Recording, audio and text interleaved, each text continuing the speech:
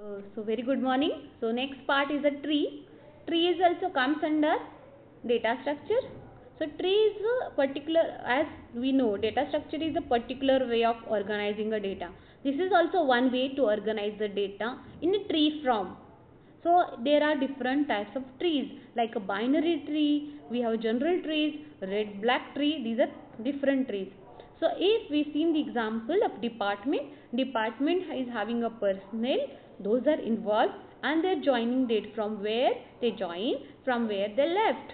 So we can have the student, we have the staff.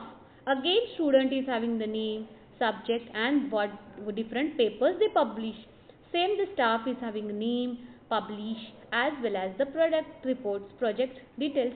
So this hierarchical representation we can form with the trees. So here the first node is the parent node and others are the child nodes.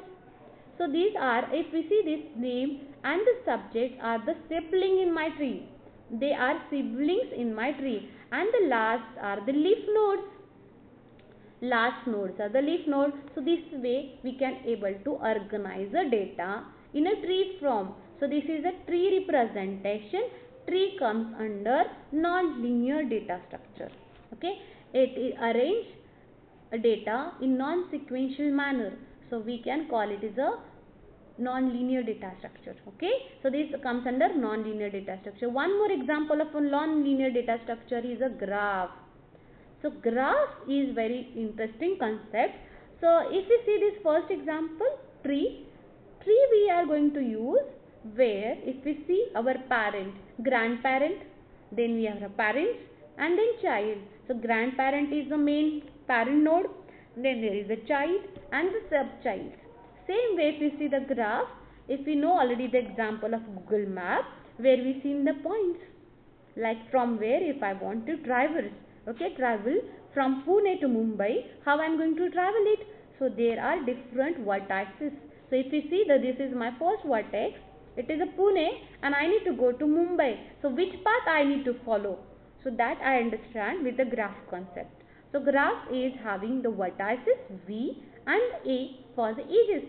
Vertices means these nodes and edges means these lines. This link represents that there is a connection from A to B. Okay, so there is a two types into this, directed graph as well as indirected graph. Directed graph means when there is a direction.